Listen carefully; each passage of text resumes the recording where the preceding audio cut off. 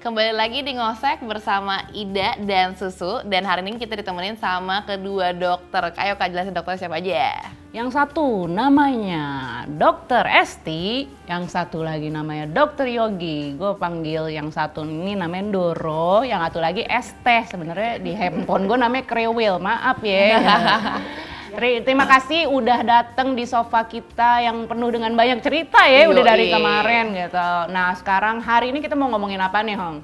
Mau ngomongin orientasi seksual dan aktivitas seksual. Nah ini yang kita kebanyakan bingung. Tadi gue baru cerita sama Dahong, gue tuh dapet SMS dari teman gue yang bilang bahwa nih suami gue kok pengen dipegging gitu. Apakah ini aneh gitu? Ini kan aneh kan, masa sih dia mau dicubles dari belakang? Kan dia laki-laki gitu. Nah tuh gimana tuh? Ayo absen dulu, siapa yang ngomong? Wuk. Biasanya sih cowok dulu ya. Kan soalnya ini masalahnya di soalnya cowok ini masalahnya nih ya. iya. Apakah itu adalah keanehan gitu ketika laki-laki menginginkan dicubles dari belakang? Oke, sebenarnya aktivitas seksual itu sangat berbeda sama orientasi seksual. Itu dua hal yang berbeda. Jadi aktivitas seksual itu banyak sekali beragamnya. Sedangkan orientasi seksual itu tidak ada hubungannya sama aktivitas seksual itu sendiri. Jadi kalau laki-laki suka di pegging atau di receive anal sex, sebenarnya fine-fine saja sih. Karena pertama di daerah anal itu daerah yang sensitif dia, ada ujung-ujung saraf banyak di situ. Jadi kalau dia dirangsang atau diraba, ditekan atau di apa, itu dia akan menikmati. Yang kedua itu bisa juga karena di daerah anal itu pada pria itu ada daerah prostat jadinya.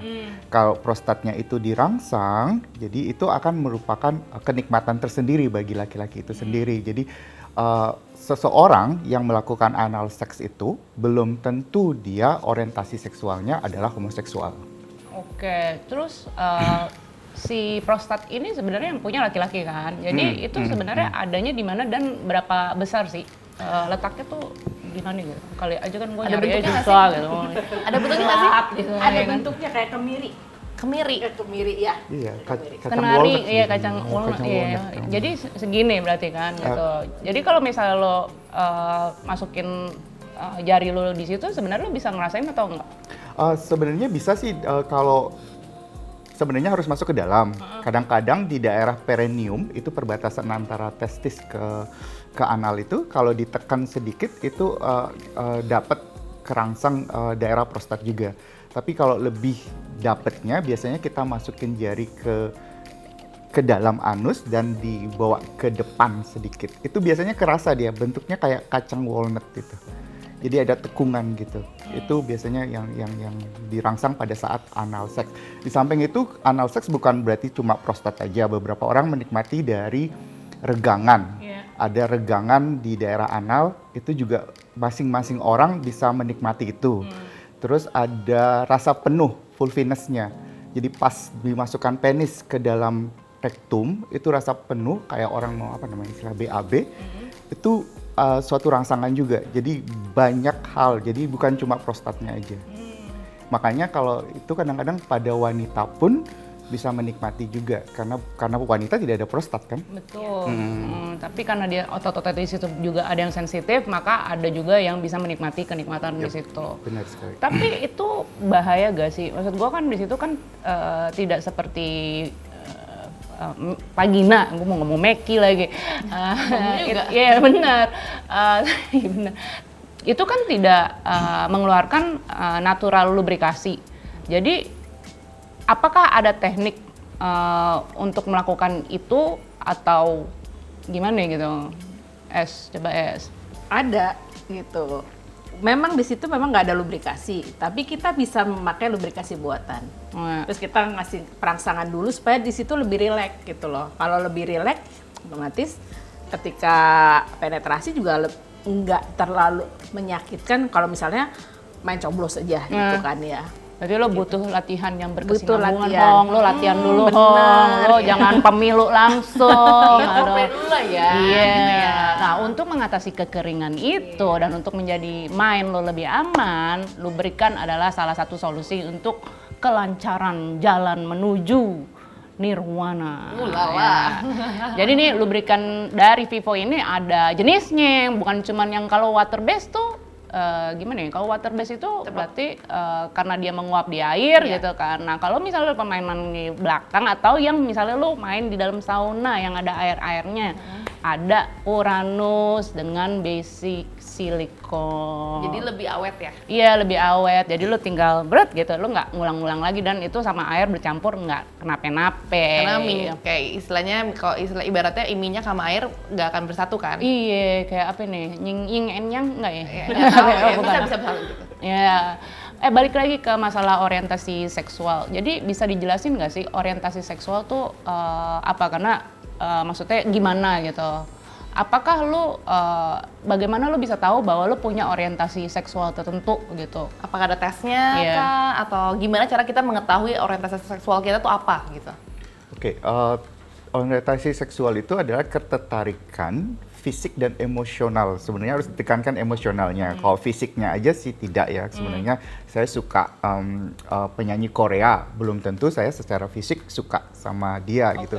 Ini ada emosionalnya juga. Jadi ketertarikan emosionalnya. Jadi apa ya? Dua hal itu harus ada terkaitannya. Jadi tahu seseorang itu apa orientasi seksualnya hanya bisa kita bertanya ke orang itu. Jadi kamu orientasi seksualnya apa? Kalau dia ya cuma dia yang bisa ngasih tahu kita apa seksual orientasinya. Tidak bisa kita lihat dari fisiknya dari luar, dari perilakunya atau dari ekspresi dari luar pun tidak bisa kita lihat.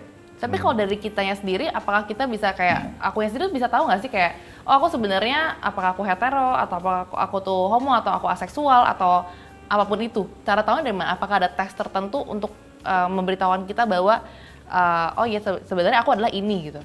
Nggak ada sih tesnya gitu. Kita sendiri sih yang sebenarnya orang tersebut yang bisa ngerasain gitu. Jadi dia merasa bahwa kok aku tertarik dengan secara fisik dengan orang yang kayak gini, emosinya juga kayaknya dalam banget ya sama orang yang bentuknya seperti ini. Jadi ada orang-orang tertentu yang merasa terjebak juga nih di dalam tubuh tertentu kan ya. Kayak misalnya ada temen nih, dia merasa bahwa dia terjebak di tubuh perempuan dan dia merasa laki-laki gitu. Jadi dia selalu berpenampilan laki-laki. Tapi orientasinya dia adalah homoseksual. Kalau dilihat seolah-olah dia heteroseksual. Apa maksud aku ya? Jadi dia merasa dia laki-laki, tapi dia punya orientasi homoseksual. Jadi dia tertarik sama laki-laki yang badannya gimana lah segala macam menurut dia menarik. Kalau dilihat memang dia heteroseksual, tapi sebenarnya homoseksual. Kalau dari orientasi. Nah, terus kemudian gini, ada orientasi seksual itu bukan sekedar gini, lu homoseksual, lu heteroseksual, nggak kayak gitu. Dia tuh kayak spektrum warna.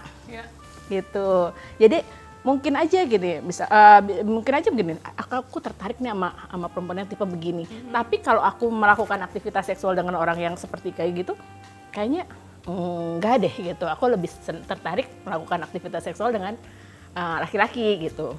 Okay, that happened to me. Ceritain, keluarin, silakan. Ini menarik banget karena aku pernah penasaran ya. Jadi bukan penasaran doang sih. Aku tuh pernah tertarik di zaman SMA tuh aku tertarik sama perempuan, tapi perempuan ini berdandan laki-laki.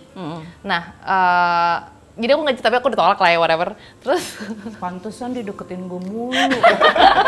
Waduh, kayaknya ada yang curhat, lanjutkan.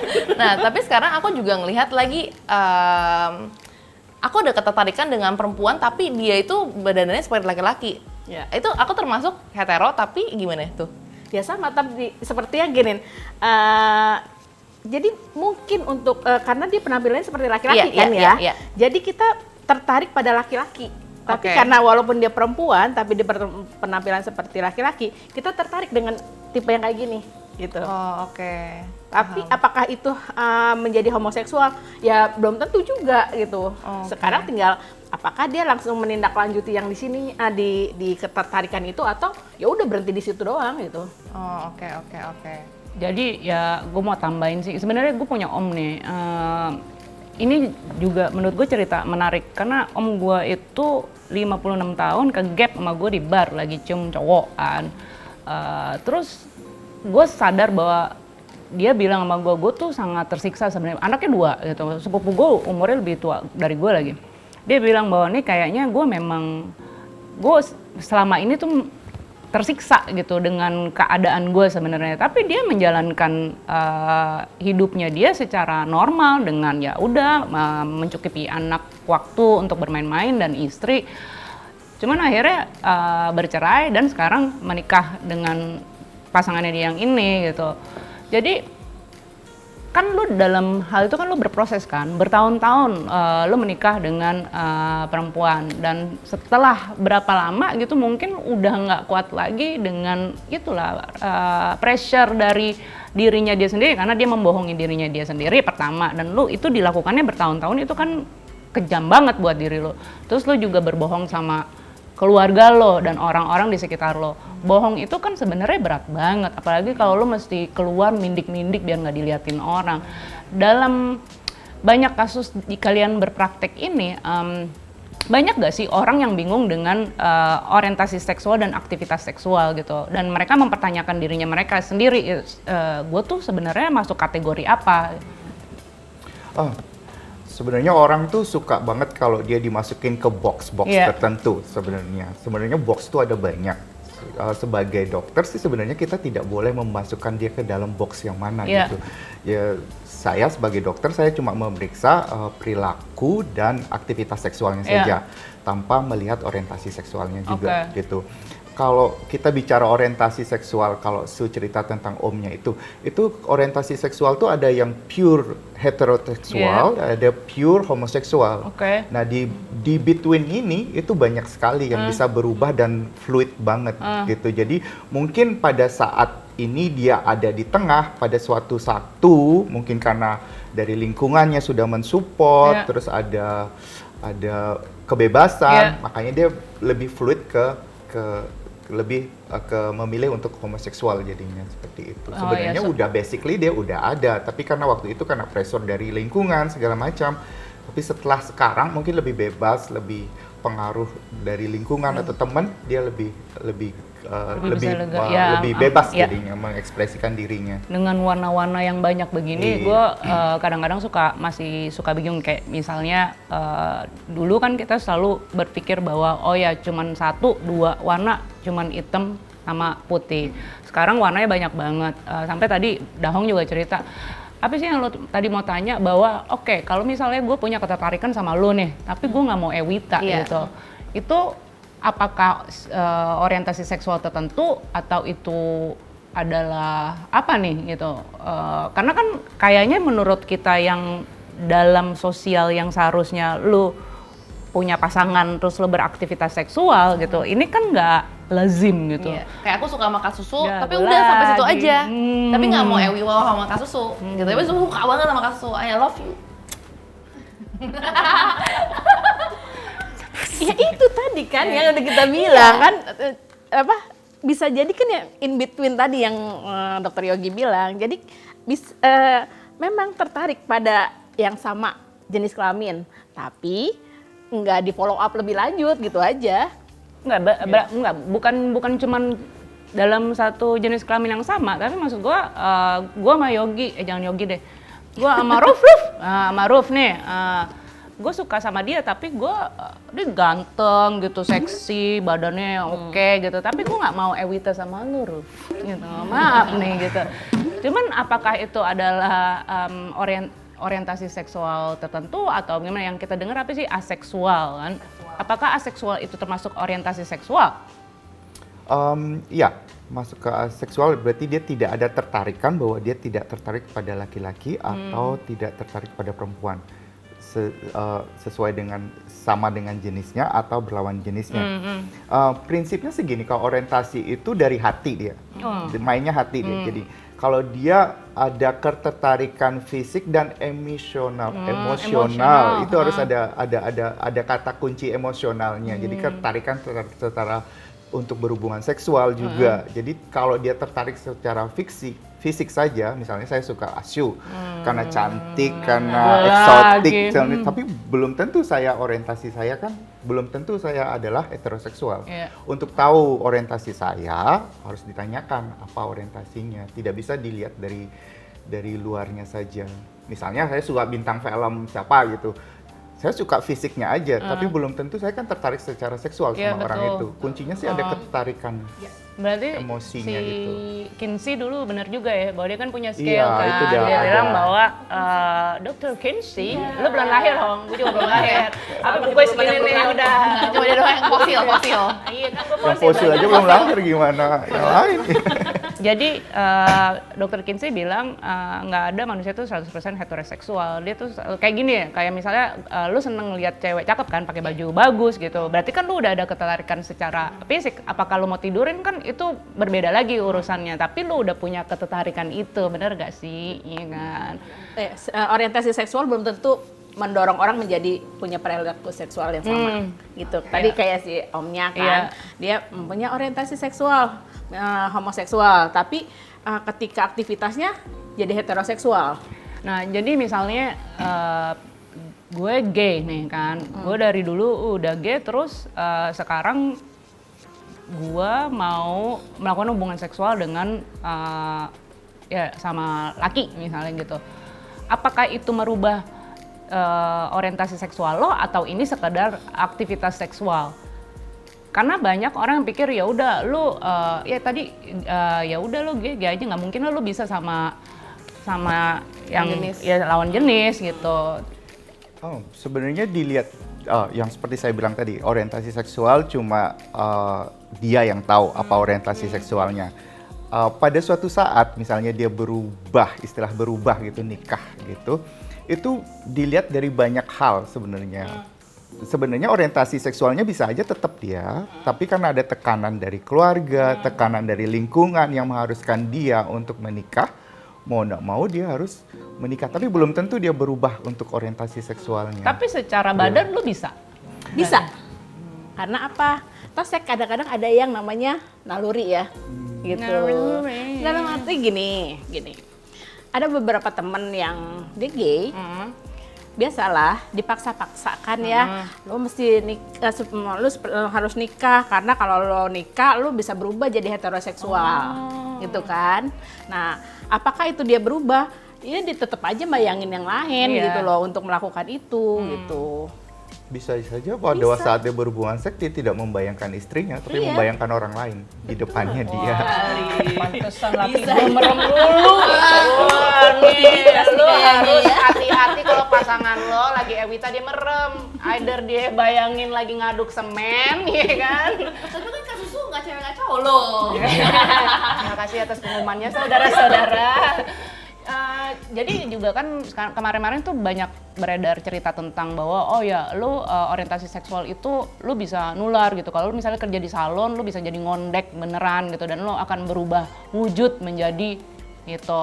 Ada lagi, aku tambahin dikit. Oke. Kalau lu dipotongin rambutnya sama yang gay, lu jadi gay juga. Itu banyak banget. Jadi orang tuh jadi takut takut untuk berinteraksi Iya. karena dengan omong-omongnya padahal kan sebenarnya gimana sebenarnya? Itu mah bukan infeksi gini. Kalau COVID, ada yang batuk, aku gitu langsung udah semua kena gitu. Lah ini kan istilahnya tadi kita udah bilang nih ketertarikan fisik, ketertarikan emosional, ketertarikan seksual. Enggak cuma satu kan? Berarti tiga-tiganya harus berdiri bareng nih.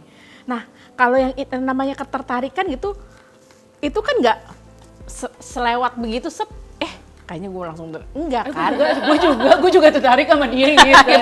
Bisa, itu kan satu proses, apalagi emosional. Emosional tuh bukan kayak apa tuh candi Prambanan gitu yang dibangun dalam semalam gitu. Nah itu kan bisa harus proses yang panjang gitu. Dan itu juga belum tentu gini.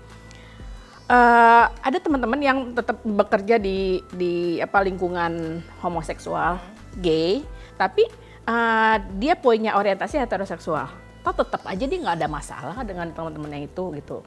Jadi tergantung sebenarnya orientasi dia ya emang orientasi itu aja gitu loh. Gampangnya gini sih, mayoritas kan heteroseksual. Homoseksual tuh minoritas kan sebenarnya.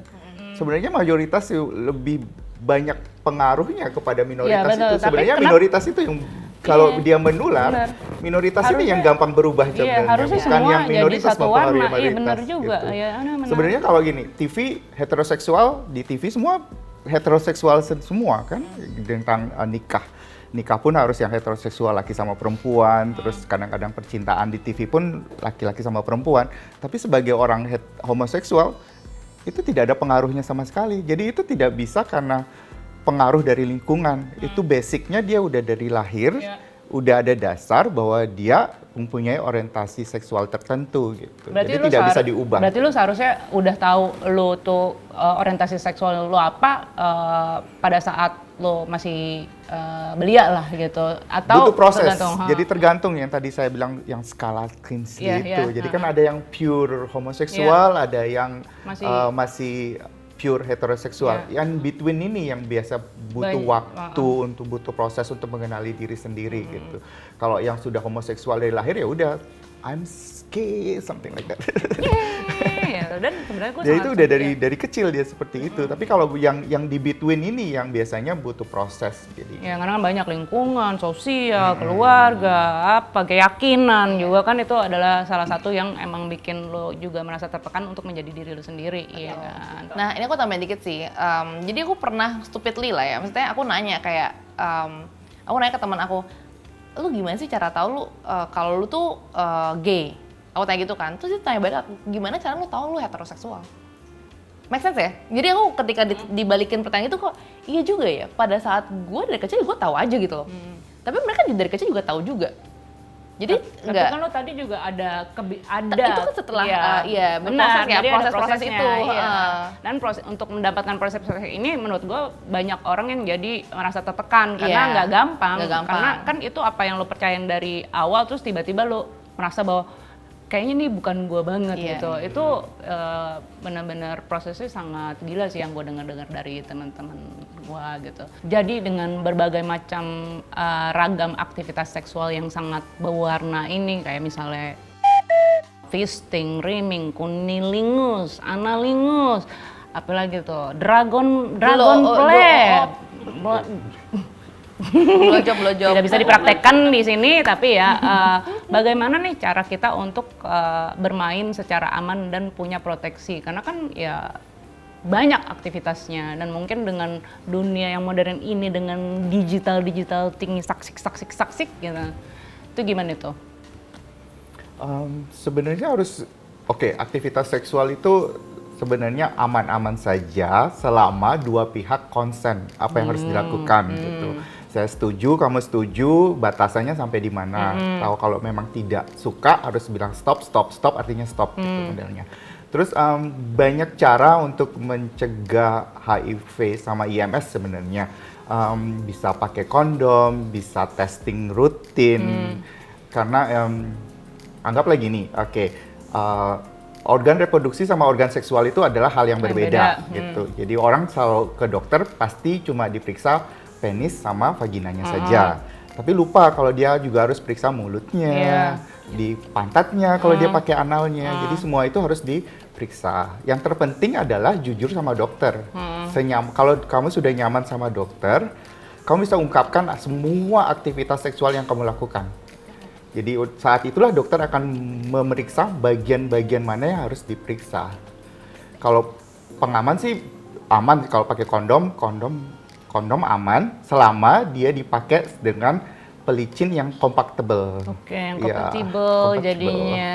Dan harus konsisten gitu. Jadi sebenarnya kalau lo ngoral gitu kan, atau rimming dan cunnilingus gitu, sebenarnya itu bisa juga menularkan ciuman nih kan, mungkin. Ciuman sih resikonya Bisa. kecil sih, nggak terlalu banyak yang paling kontak ke kulit herpes. Iya. Kalau dia ada herpes cold sore kemungkinan bisa, tapi kalau untuk yang lainnya enggak. HPV juga bisa. Bisa. oral, blowjob. Blowjob lebih rame lagi. Blowjob lebih ramai lagi. Lebih Oke, rame. coba Dalam dijelaskan. arti kalau blowjob kan ini udah ada mukosa yang terlibat atau selaput lendir bagian mulutnya gitu kan, artinya kalau ada infeksi di area mulut artinya bisa pindah dong. Jadi, terus? Ya bisa pindah gitu. Nah, itu sebenarnya gini, ketika kita menemukan maksudnya ada Ditemukan kasih di tengah tengah jalan. jalan. Bukan di tengah jalan. Maksudnya gini, pengen nih senangnya nih dengan blowjob gitu. Tapi kan gini, sifilis kan bisa ada di mulut nih, bisa pindah ketika melakukan itu. Dan orang yang kena sifilis kan nggak ngeh nih kalau karena apa kelainan kulit itu bersih, nggak ada darah, nggak ada nanah, nggak sakit, Iya, nggak nggak juga kelihatan. kagak, gitu. Atau misalnya kena HPV gitu, itu sebenarnya ketika pakai kondom itu mengurangi paparan itu, resiko itu, gitu. Jadi oralnya dengan kondom. Kondom. Makanya kenapa ada kondom, lubrikan yang pakai rasa-rasa itu. Nah di situ sebenarnya untuk membantu supaya mulut juga Nggak terpapar langsung. dan lebih enak kan gitu. Ada aroma yang jreng gitu. Iya, beda lah ya, nggak Beda. rasa kulit gitu ya. Nggak rasa kulit gitu. Begitu juga kalau misalnya mau rimming gitu kan, kita nggak tahu apakah di situ juga ada sesuatunya atau enggak. Ya udah, kondom itu kalau misalnya ada dental dam, oke gitu. Tapi kalau nggak ada, nah kondom serbaguna nih. Benar. Buka aja jembreng, Oh, jret. dipecahin aja ya? Ya, Dirobek gitu ya? Kayak lo gunting, ya kan, terus dijadiin kayak gitu, terus lo tinggal Kayak pet. tisu gitu ya? Nah, set langsung Oke. siap tempur. Kayak kalau ini kuning lingus juga ya? Ini pada nggak tahu kuning lingus apaan deh. Tapi harus diingat ya pada saat mau masang itu ingat mana yang di mulut, mana yang di daerah anal dan vagina, betul. jangan Kalau ketukar, bolak-balik, side sama A, aja side B. jadinya, Yang sama dia aja udah, ketular jadinya gitu. Kalau satu bagian ya bagian itu yang dipakai, jangan dibalik lagi. Ya, Kalau jangan nggak- dibolak-balik. Kalau nggak yakin, buang buat baru Baru lagi. aja. Ya, gitu. benar. Sebenarnya sih kuncinya sih testing. Jadi walaupun kamu pakai kondom secara konsisten minimal orang yang seksual aktif itu minimal setahun sekali dia harus tes. Betul. Ya, semua penyakit menular itu harus dites juga walaupun tidak ada gejala. Karena kita selalu dikasih tahu bahwa gejala yang paling sering ada pada penyakit menular seksual adalah tidak ada gejala sama sekali. Jadi kalau memang tidak ada gejala bukan berarti kamu sehat-sehat saja gitu. Ya itu tes sebelum coblos-coblosan. Tes sebelum pemilu, lihat siapa calon kalian ya kan? Iya, Diteliti gitu. dulu ini bagaimana. Nah, ini seru banget ya pembicara hari ini. Ternyata orientasi seksual sama aktivitas seksual itu dua hal yang berbeda. Jadi ya lo bisa melakukan banyak aktivitas seksual dan tidak mencerminkan orientasi seksual kalian. Yang penting kalian main aman, nyaman, dan jadi senang-senang dengan cek IMS secara berkala, gunakan proteksi, bukan buat diri kita doang, tapi juga buat orang lain.